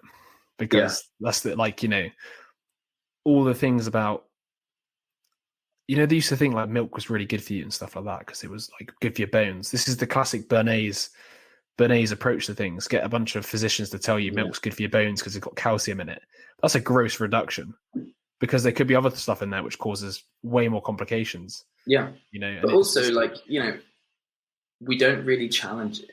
Like, how often do we need to challenge it? So most of our lives, you know, we go along with this information that we've heard. Like, think about how many times, like, someone's told you something and you just happen to accept it because you don't know anything else about it. And then it comes up one day and you tell someone like, oh no, this was it. Like someone told me this. And then you realize that actually that's probably just absolute bullshit. Absolute bollocks. That they probably heard from something that was absolute bullshit. It's funny how that can, you know, play a part in navigating your life for so long before you finally actually challenge it. And it literally will. And it's, I guess the point is, it's one of those things that you could go back and probably dismantle most things you believe. But there comes a point where you have to be like, right, what's actually important to dismantle? Because otherwise you could just, you know, you could run around in circles. But I think 100%. What I always find so interesting is how, like, people forget that, you know, we've been believing stuff which has been proven not to be true since our inception. Like, whether it's religion, which technically still could be true because it's not really scientific and you can't really, you know, prove, like, until you die, I guess. But there's plenty of things that we believe, to, like, most of the medical treatments in the past. Just like, I'm sure in 100 years' time, some of the medical treatments we do now could just probably be reduced to placebo over actually effectiveness. And it's just mental to think that we have this massive, like, hubris now where we're like, oh, we've sorted everything out. We're so technologically advanced. We've sussed it out. But I personally think that is also a propaganda campaign to make people believe in the power of scientists and their credibility of like, you know, if we suddenly believe the human mind, whenever we focus on anything, we solve it. They're like the new priests. Yeah. It's like when they tell you something, they like, because you can't understand it because you haven't been taught how to read scientific journals. It is literally like a new language. Yeah. And then they tell you what to do. And it's just a fascinating, like, it's just a different form of the same thing. Yeah, because think about it, like you used to have priests who were the only ones that could interpret the book, and they would be the ones that would then give it, like, disseminate knowledge onto the rest of the people. In fact, before books were written, you used to only have one book that was the priest's book, and then they would, like, you know, interpret the information and tell others how to go and live their lives. So yeah, it is, like you just said, it is a different language. Most people never really read scientific articles or journals or anything like that. So you're at their kind of whim, really. And this is not even to say that like there's a massive like corruption, you know, scandal where everybody's in on it, like all the scientists. And I do believe the majority are out there to find truth. Like there is that value of truth. But once again, with this peripheral propaganda persuasion tactics, there's always room for bad actors to use these symbols, so to speak, of like truth and trust against us. Like for example, using them to, you know, convince us that something's healthy when it's not. Yeah. Or it's. Well, I think most of the time it's people making decisions based on the scientific research. Most of the time the scientists don't make the decisions. It's when politics normally gets involved, where someone has to make a decision, and normally they make a decision based on their kind of pattern of behavior, their direction, their goal, their agenda. And so they'll find the ones that are most kind of congruent in a sense.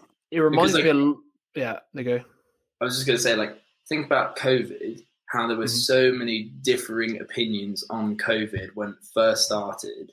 Like, literally so many people were saying it's airborne. No, it's, you know, you have to touch people, blah, blah, blah. Went on and on and on. So it's like, if you're a government and you need to make decisions, well, which one do you pick? Because each one is going to have consequences, and you're going to have to publicize one, and you're going to have to use propaganda to make that seem more legit, to back up and justify your decision. And you're going to end up funding more research into that specific. Exactly. You know,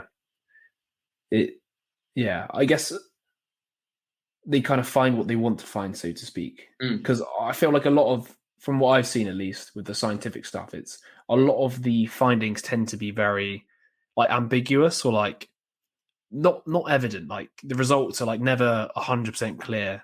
They're always like percentage based and like, oh, this, you know, this increases the chance or something.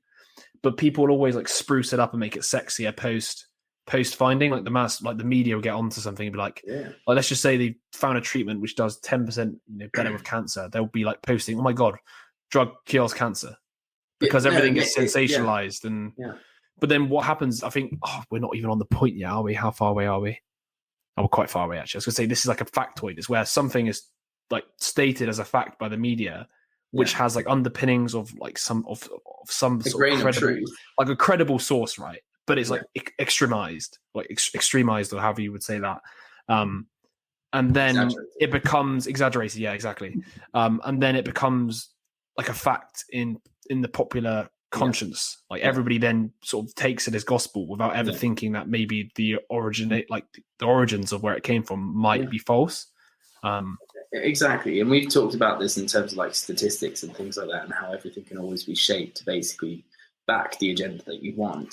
And it's pretty terrifying. I think about just in psychology alone, I think it's something ridiculous, like 72% of all psychological research can't be replicated. I think it's meaning more, like I genuinely think it's they get a result and someone can't follow the same study to get a similar result. They get a non-significant result. Yeah, the duplication crisis, isn't it? Or the replication crisis, they've called it. I remember seeing that. It's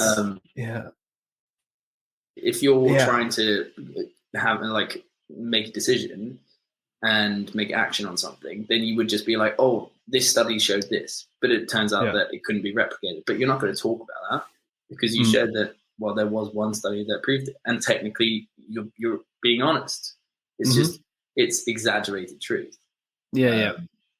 And there's so many ways you can sort of, I was not going to say honestly do it, but you can definitely fudge results a little bit. You can create circumstances where you're more likely to get the results you want in the scientific experiment. Like an experiment without any form of bias is just not possible, because there's always like sample bias. There's always. Yeah. But also scientific like research, it's complex, right?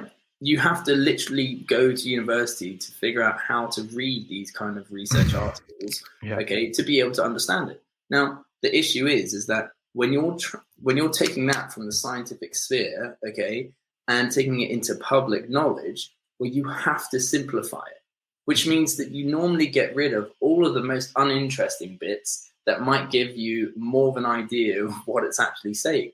But if you only extract the small bit and simplify that and say, this cures cancer, rather than being like, well, actually, blah, blah, blah, blah. But, the complexity that's needed is gone. Yeah.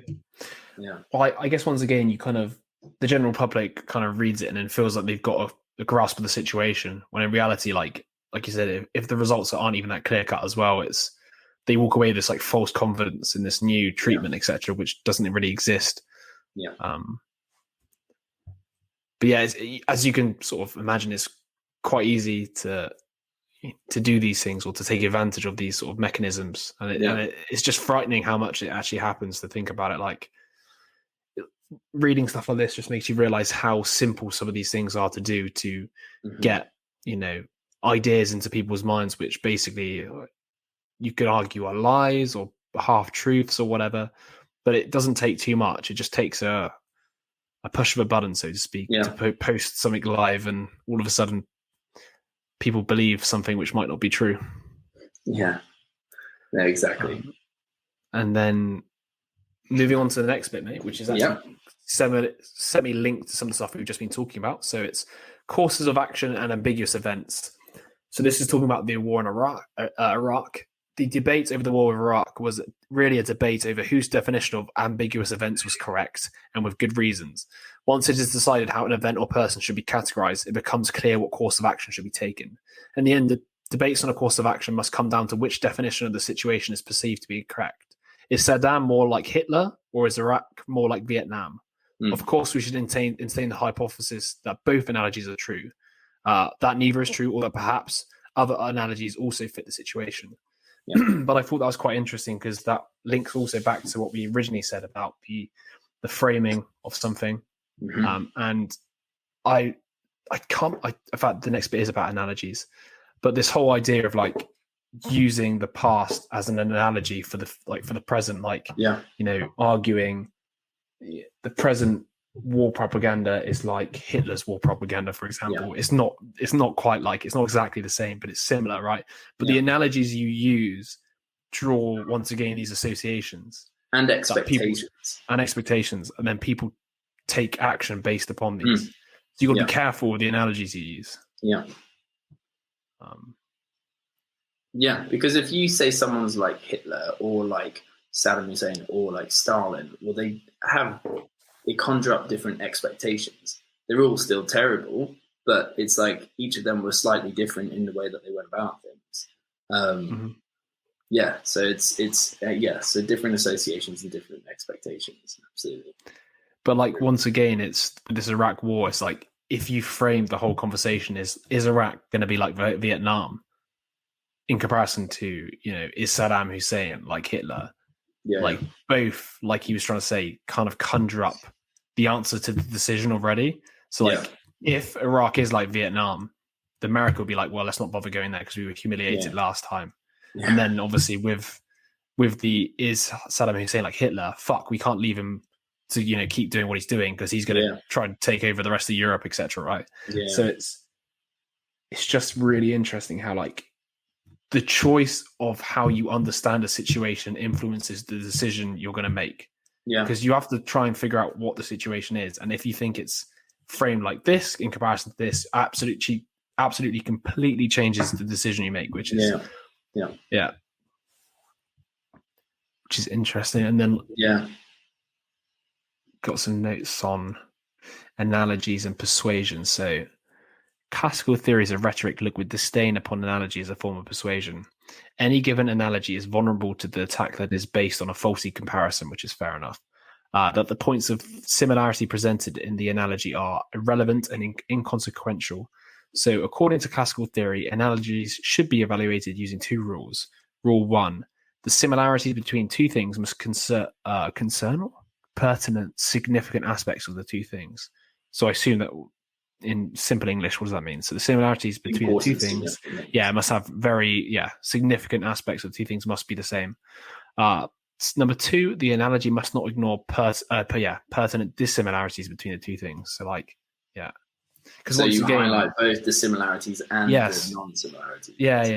And it's funny actually on that topic. I'm reading a book at the moment on business strategy and just strategy in general, and he talks about like one of the big first things you obviously do is figure out what the problem is to build a strategy for, right?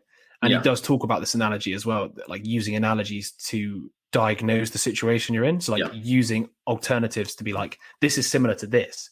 And then he also does say, very importantly, you need to realize the limitations of the analogy you're using. So similar to this, like, okay, Saddam Hussein is like Hitler in these aspects, but he's also very dissimilar in the sense that he's not in Germany.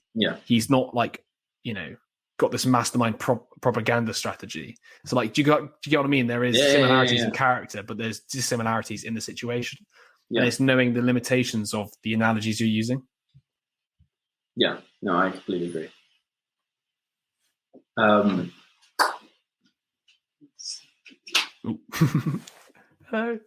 Dougie.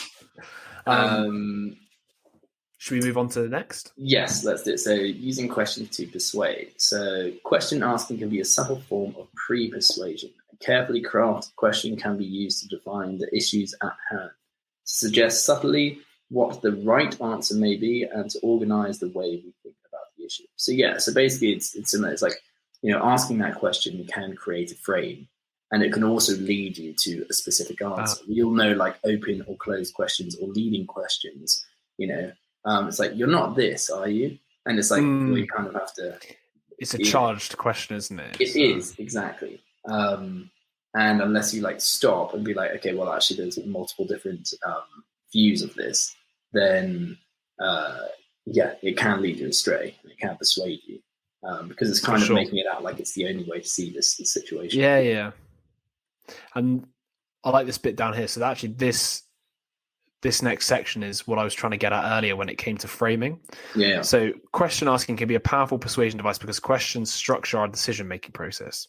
They do this by directing our thoughts about the issues at hand and by implicitly specifying the range of possible answers. So this is a bit like earlier when it's like either or. So it's consider the question. Do you support the constitutional right to bear arms? The question directs our thoughts and attentions to the constitutionality of our gun ownership as opposed to other concerns, such as the right to a safe neighborhood.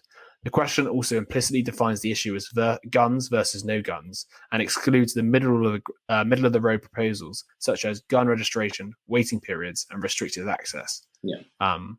This is literally what we were saying earlier, where it's the question defines it as a yes or no rather than like, are you right or left? And you go back with I'm center.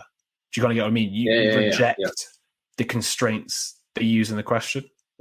It reminds me of do you know Peter Thiel, or you heard of Peter Thiel?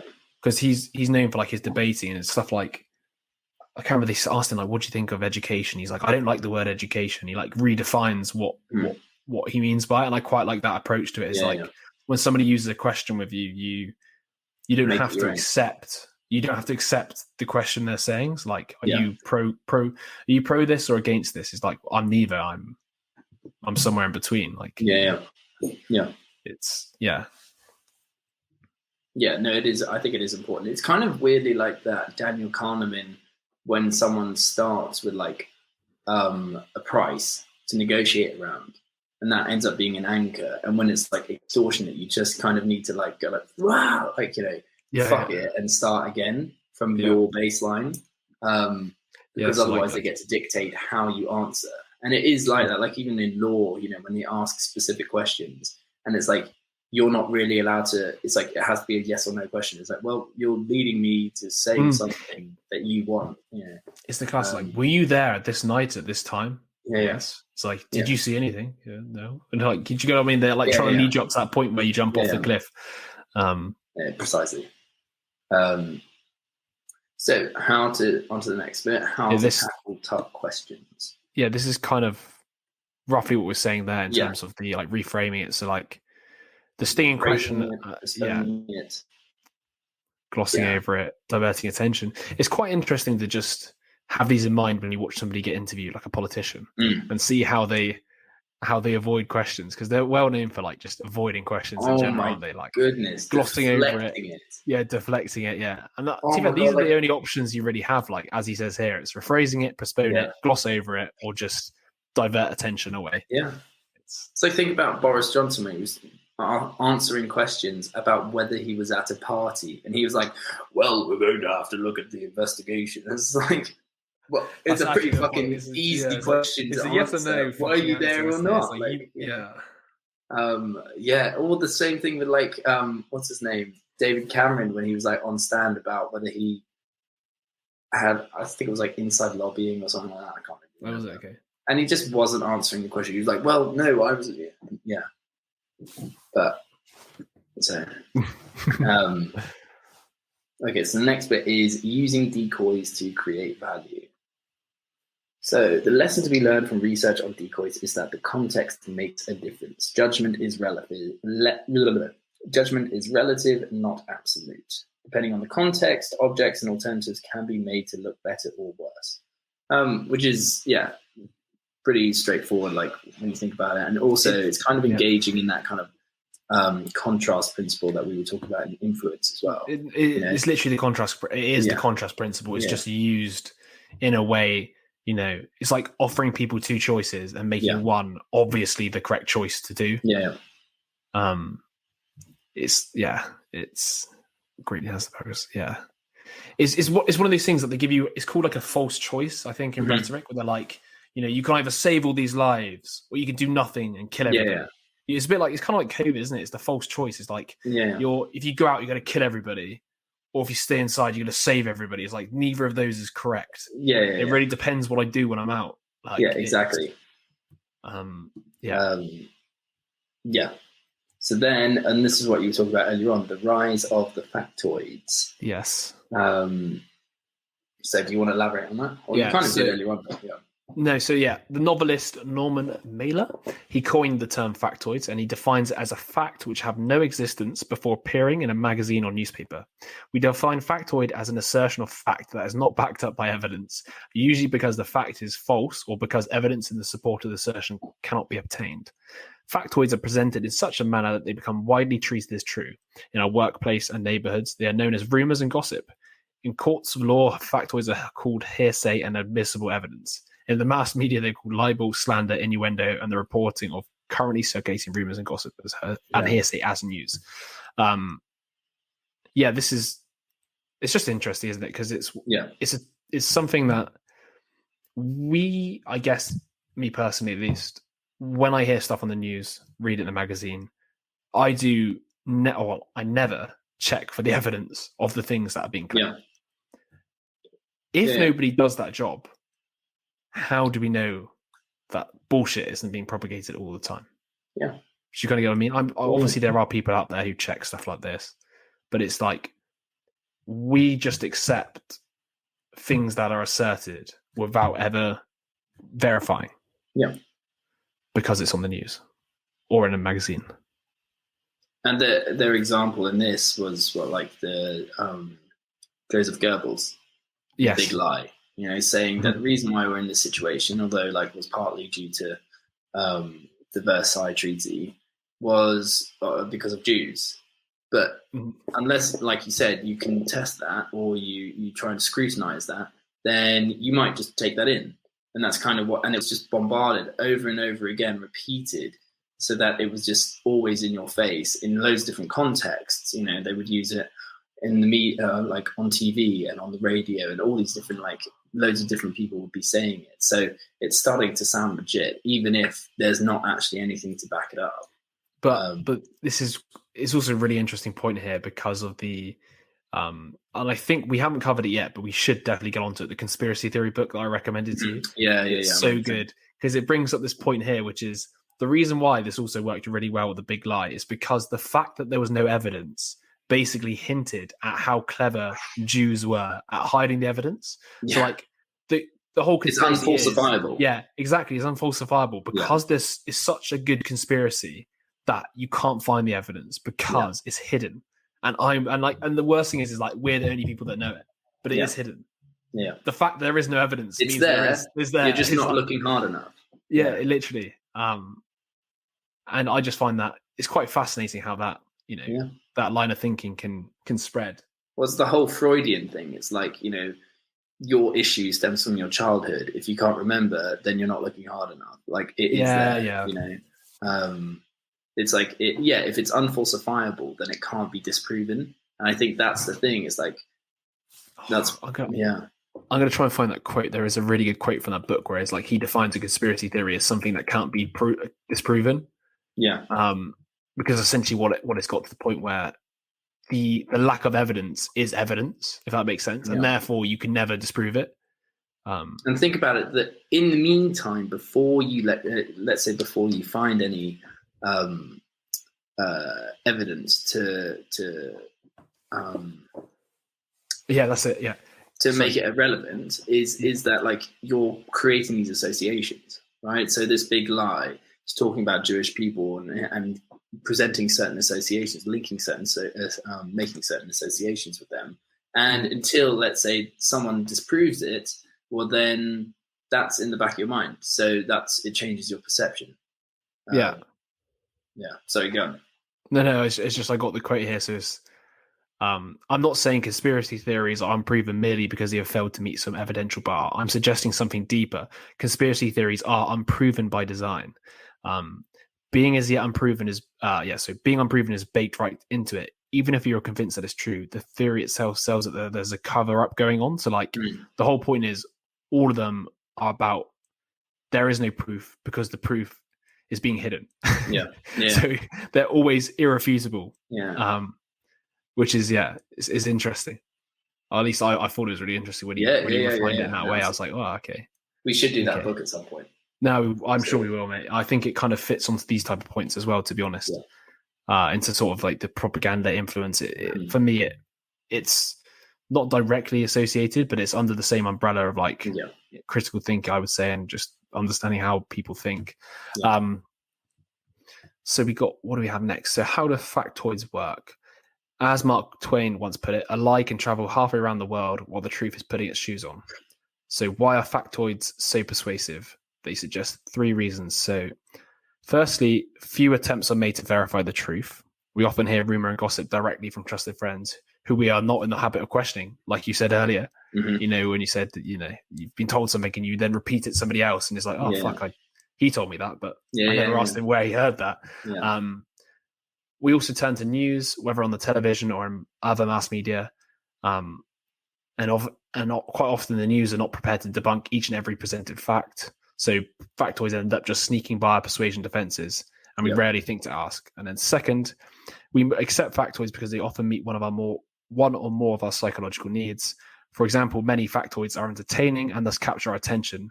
It is fun to look for clues that Paul McCartney is dead. And more seriously, the very best factoids help us rationalize and justify our most fundamental worries and concerns. The leaflet of Viljou confirms the belief held by many that big corporations have conspired to kill us for profit. And then finally, and perhaps most importantly, factoids function as a form of persuasion.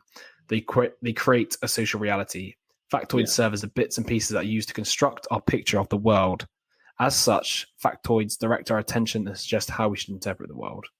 And that's what I was kind of getting at in terms of like it changes your perception, until you have that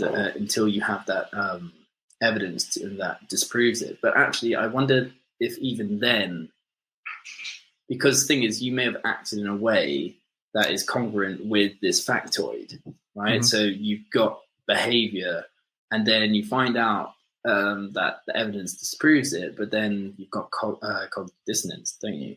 So do you change your beliefs or your, based on this new evidence, or do you just follow through with it? Interestingly enough, I think a level of it's how does that piece of information fit into like your belief system? So if you learn about something which like really fits in well with like a core belief of yours, then I think it is harder for you to change your mind than if it's just, if you have no stake in it. Like if you hear a bit of like a factoid that you personally don't associate deep within yourself, like, I don't know, if you have like a core belief on, I guess, health and fitness, and then you learn a factoid that, fits in with your core belief on, like, I don't know, big pharma's trying to kill us, and that one of your core beliefs is that the alternative medicine has the answers. That will fit really nice into your sort of structure of belief. Yeah. And therefore, when somebody tries to convince you otherwise, because it's very closely associated with your core belief, you're way less likely to agree to, like, you're way less likely, to change your mind in comparison to somebody who was a bit more like, oh, that's an interesting fact, but it's not really core to my being.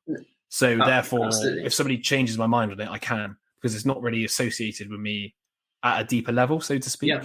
And think about it. It's what's interesting is like a factoid. Let's say previously you didn't know anything about it. Okay, It starts basically as a schema, doesn't it? It's starting its own category in your brain, and until you find disproving evidence, okay, which may never be found, okay, you're assimilating all the information into it. It's like confirmation bias, and that's the thing. Is like, even if you found information that disproves it, would you go against all of that? Or would it just be like confirmation bias with anything else, where you're like, oh no, that's not legitimate. That's rubbish. Okay. Someone's paying him to say that. He's been bribed, all that kind of stuff. To basically, because if you like take an example of like, Germans during the Second World War, if you started to create a social group around all these lies that are being said about Jews, and then suddenly, evidence disproved it, would you suddenly, you've got a group identity, a social identity. And so I wonder if people like that would be more committed to, rejecting the truth. 100%. I reckon 100%, especially a socially like charged belief, which, gives people a sense of like meaning within a community. Like, and that's the thing. Yeah. Yeah.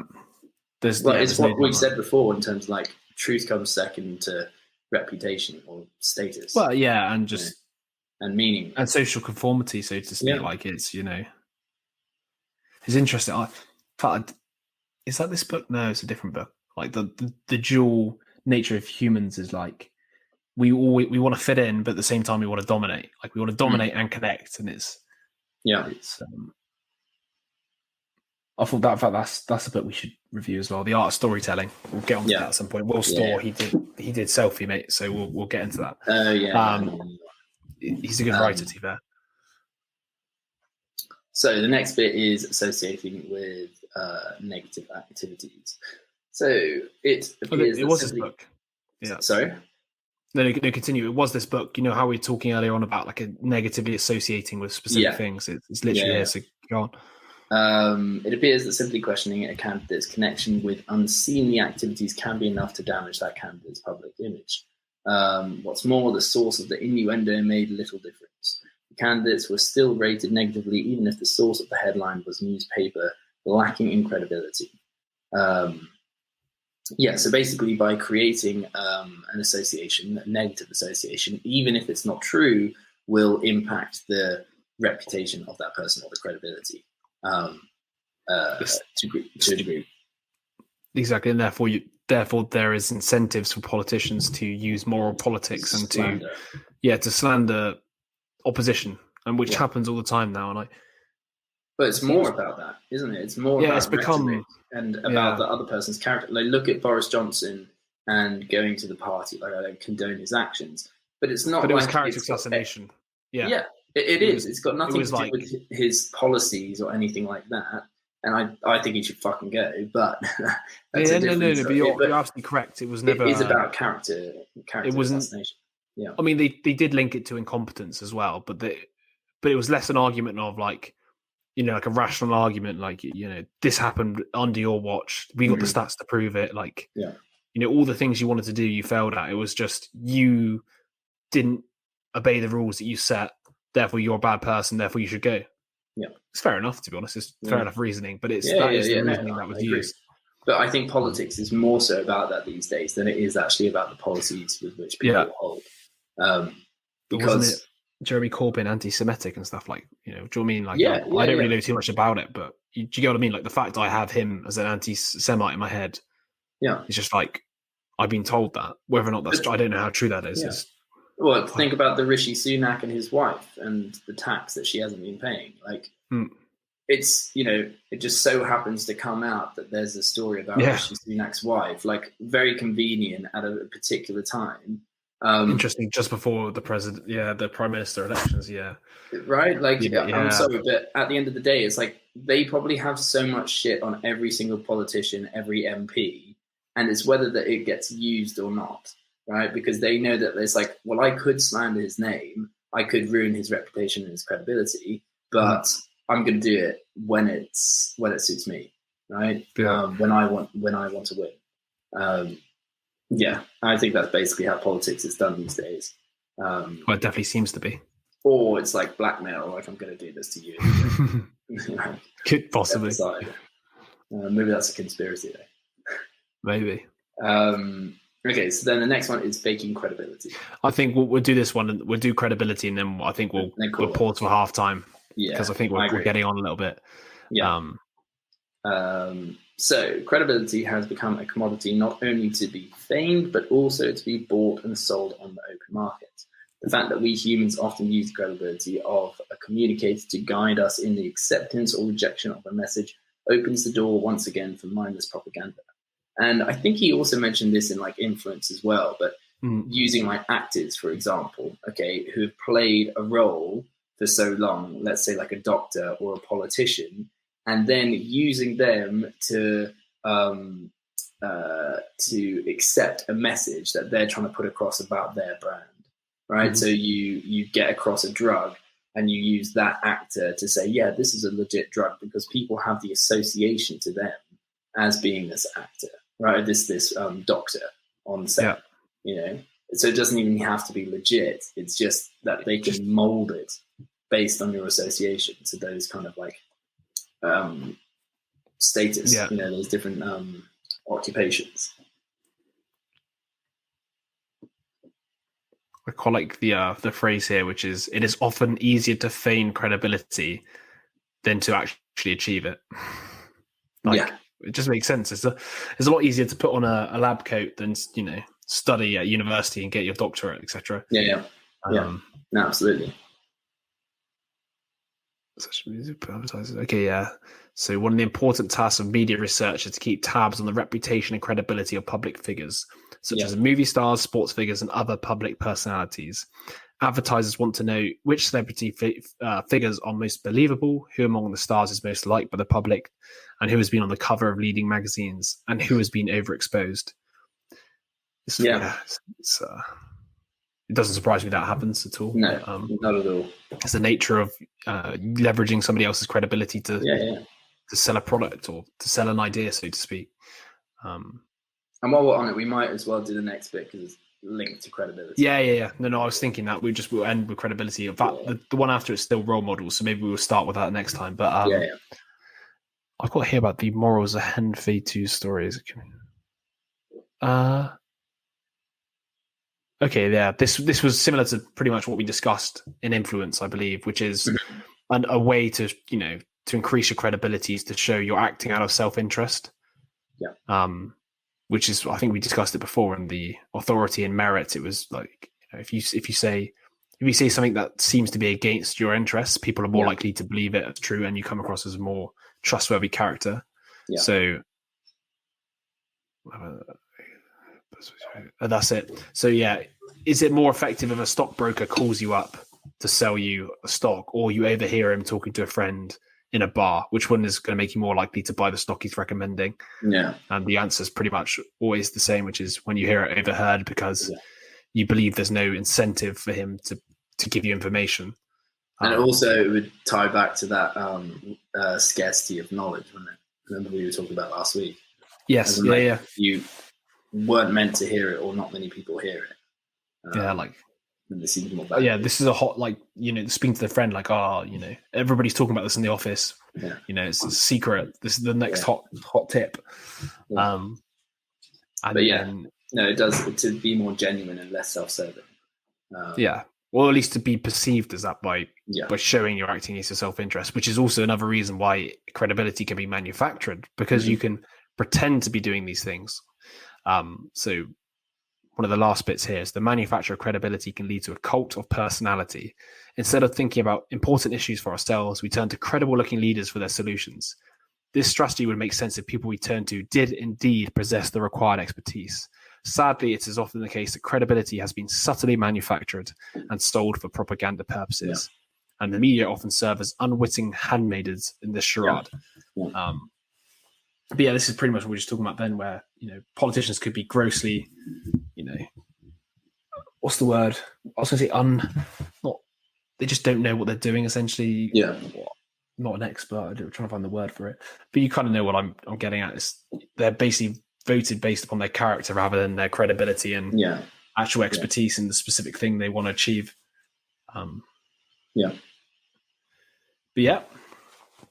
Okay, cool.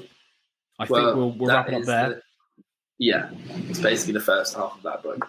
It's because this is just so applicable to real life. It's just there is so much content, and a lot of these topics can be easily elaborated on. I hope we've done a bit of justice to it so far. We'll continue with role models in the next episode. Yes, and that's a wrap. That's it.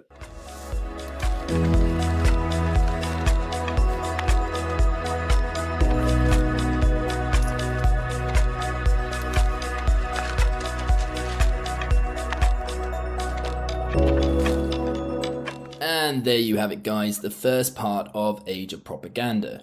Now, if you enjoyed it, you know what to do. Leave us a like or a comment. And to make sure you don't miss out on the second part of this book, go on over to our YouTube channel and subscribe to us. Not only will you be notified when we next bring out an episode, but you'll make us very happy. So until next week, stay savvy and don't be roped in by any of that propaganda around you.